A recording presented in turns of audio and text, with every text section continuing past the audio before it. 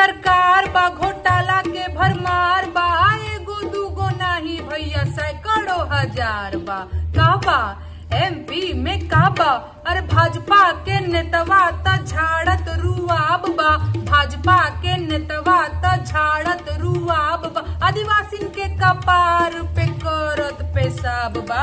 का बा एमपी में का बा, अरे एमपी वाले मामा जी के करतूत निराला बा, एमपी वाले मामा जी के करतूत निराला बा। अरे महाकाल, अरे पटवारी, ए जी पेंशन अब व्यापम घोटाला बा। का बा एमपी में का बा, अरे भांजा बेरोजगार बा, नौकरी के इंतजार बा, 16 माह से सड़क पे बैठल एमपी के होनहार बा। का बा एमपी में का बा, लाडली बहना शिक्षा मांगे मांगे रोजगार बा, लाडली बहना शिक्षा मांगे मांगे रोजगार, बाकी 1000 के कौड़ी बाटत मामा के परिवार बा।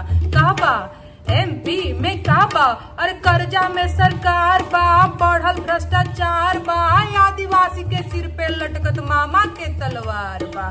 का बा एमपी में का बा, अरे एगो मामा कंस रहले, दूसर मामा शकुनी रहले, एगो मामा कंस रहले, दूसर मामा शकुनी रहले, कलयुग में तीसराई मामा के अवतार बा।